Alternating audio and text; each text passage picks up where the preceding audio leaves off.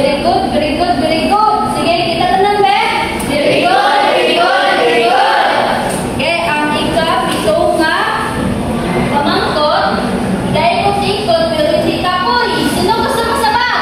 Ako gitong sabat, ma'am. Oh, sige, ikaw, Jumbel, ano sabat mo? Urasan, ma'am. Tama, urasan gid. Tagalog mo na dun sa perfect, perfect, perfect. So, tanan ta. Perfect, perfect, perfect. So, ang ika-walo nga pamangkot. Nagkahigda, pero hindi nakatulog. Ako ginasabat, ma'am. Sige, ikaw. Kalsada. Tama, kalsada. Kalsada nga ginalaktan ta. So, ika. Tanay nga pamangkot. Gapalupad kung wala pang pa. Ako dito sabat, ma'am. O, ikaw. Papel na ginhapoy, ma'am. Tama, saktugin, kapil nga, ginakaboy. Tapos ang ikapulong nga pamangkot, kunin mo kuhaon, nagadamo, kunin mo tugangan, nagpunhol. Ma'am, ako gitong sabat. Sige, Michael, tindaw daw. Tanang sa bye-bye.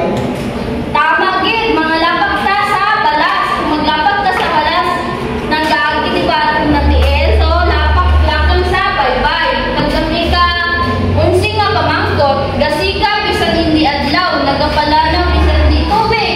Ma'am, ako gitong sabat, ma'am.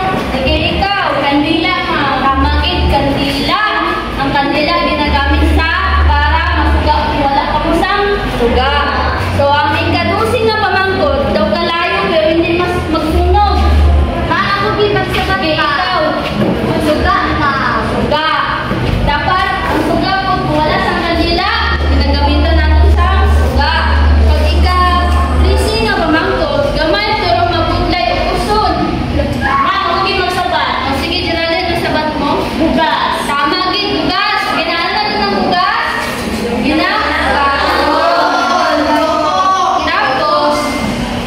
Tapos tama kita natin mga ibang sabat mga so sa sunod gid na liwat ato na paktan-paktan. So sa sunod na liwat kita magkita. Sige,